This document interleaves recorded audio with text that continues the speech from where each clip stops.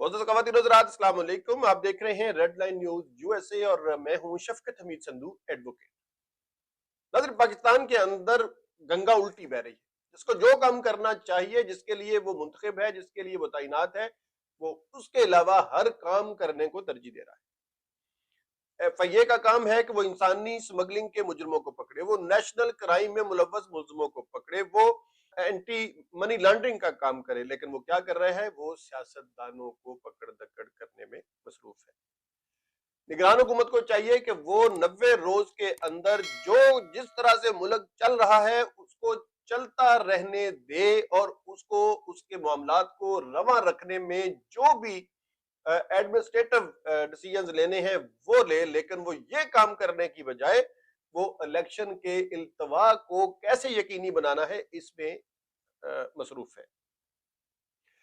Election commission का काम होता है कि मुल्क के अंदर जहां जहां भी जमहूरियत का तसलसल जरूरी है वो उसको जारी रखे। जहां कोई अवामी नुमाइंदा रिटायर हो जाए, जहां पर कोई अल्लाह के पास चला जाए, वो वहां पर इंतखाबात कराए। अगर असम्बलियां खत्म हो जाए तो नई असम्बलियों के मुंतखब होने के लिए अपने फराइज मनसबी अंजाम दे। लेकिन इलेक्शन कमीशन क्या कर रहा है कि वो फुटबॉल खेल रहा है गवर्नर के साथ और हाई कोर्ट के साथ। हाई कोर्ट से कह चुकी है कि वो 90 दिन के अंदर इलेक्शन कराने की जो आईनी शेक है वो उसके मुताबिक इलेक्शन की तारीख दे। लेकिन वो नई से नई मीटिंग्स की तारीख दे रहे हैं और अब उन्होंने 10 तारीख का हुक्म आया हुआ है लाहौर हाई कोर्ट का और इलेक्शन कराने के बारे में, और वो अभी तक मीटिंग्स खेल रहे हैं। और इस सिलसिले में एक दरखास्त पहले तो इन्हें अदालत की जा चुकी है, दूसरी दरखास्त भी दायर हो चुकी है। अब एक और सबसे बढ़कर जो है वो नहले पे दहला ये हुआ है कि ये जब खबर सामने आई है तो बड़ा मजहिका जो है वो बनाया गया है पाकिस्तान की सिक्योरिटी एजेंसीज को, जब जनरल रिटायर्ड कमर जावेद बाजवा हमारे साबिक आर्मी चीफ ने एक सहाफी को, मारूफ सहाफी हैं, एंकर हैं आफ्ताब इकबाल, उनको इंटरव्यू देते हुए ये कहा है कि मेरे पास इमरान खान की बहुत सारी वीडियोस हैं, बहुत सारी ऑडियोज हैं और ये एक प्राइवेट गुफ्तगू थी और इस प्राइवेट गुफ्तगू के अंदर उन्होंने जो बातें की वो आफ्ताब इकबाल ने आके अपने दीगर लोगों के साथ शेयर की हैं और ये बताया है कि बहुत ज्यादा गुस्से में है कमर जावेद बाजवा इमरान खान को लेकर और इमरान खान के उनके खिलाफ जो बयानात हैं उनको लेकर। और ये वीडियोस बताने का मकसद क्या हो सकता है? यही हो सकता है कि वो इन वीडियोस को जारी करेंगे। तो जारी करके क्या करेंगे? पहले बहुत सारी वीडियोस ऑडियोस इमरान खान की लीक हो चुकी हैं, लेकिन ये इशू नहीं है। इशू ये है कि वो शख्स या वो ओहदा या वो मनसब जिसके ऊपर पाकिस्तान की सारी अवाम ये भरोसा रख के बैठी हुई होती है कि मुल्क की सरहदों की हिफाजत हो रही है, मुल्क की जो दुश्मन के खिलाफ हमारी जो स्पाई एजेंसीज हैं, जो हमारी डिफेंस की ताकतें हैं, वो पूरी भरपूर अपनी तवानाई सर्व करके मुल्क के लोगों को जो है वो सुकून की नींद सोने का मौका दे रही हैं। लेकिन जब ये कहा जाए कि हम तो वीडियो बनाने में मसरूफ थे, हम तो ऑडियो रिकॉर्डिंग करने में मसरूफ थे, अगर ऐसा हो भी, कोई एजेंसी ऐसा कर भी ले और अगर कोई शख्स या इदारा ऐसी वीडियो लीक भी कर दे तो कभी इसकी जिम्मेदारी नहीं लिया करता। आज तक जितनी वीडियोस या ऑडियोज लीक हुई हैं किसी भी सियासतदान की, उसमें कभी ये नहीं कहा गया कि ये फलां ने ओनरशिप ली है कि ये उसने लीक की है, क्योंकि ये एक जुर्म है। ये शरई लिहाज से भी एक जुर्म है, ये रियासती कवानीन के मुताबिक भी एक जुर्म है और ये इंटरनेशनल कवानीन की भी खिलाफ वर्जी है। आप किसी की प्राइवेसी के अंदर नहीं घुस सकते,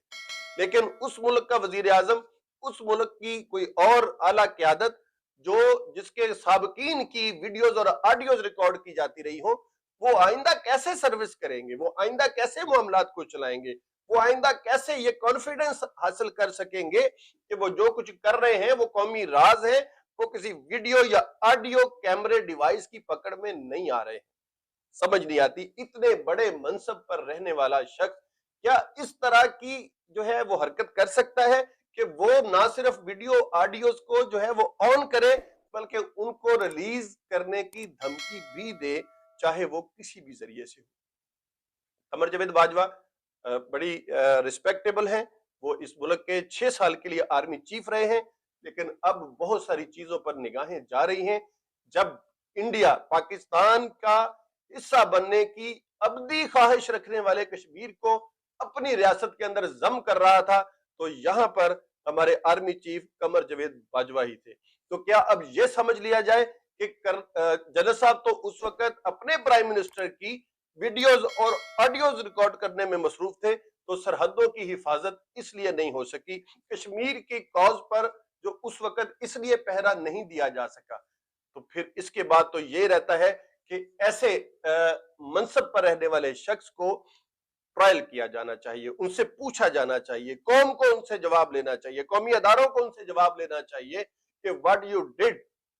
کیا یہ آپ کا مینڈیٹ تھا, کیا یہ آپ کی ذمہ داریاں تھی, کیا یہ آپ نے حلف اٹھایا تھا کہ آپ وزیر اعظم اپنے ہی ملک کے جو ہو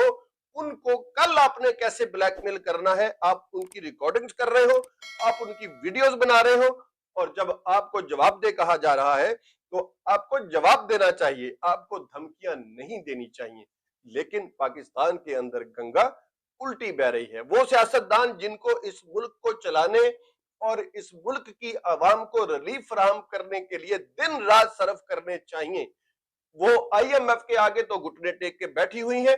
اور کل سے انہوں نے آئی ایم ایف کی وہ کڑی شرائط بھی مان لی ہیں جس کے بعد پاکستان کے باسیوں کے پاس گھروں سے نکل کر علم بغاوت بلند کرنے کے علاوہ کوئی چارہ نہیں رہتا کہ 100% جو ہے گیس کی قیمتوں میں اضافہ کمرشل کے لیے اور 112% کا اضافہ جو ہے وہ گھریلو صارفین کے لیے کرتے ہوئے 310 ارب روپے کا صرف گیس کی مد میں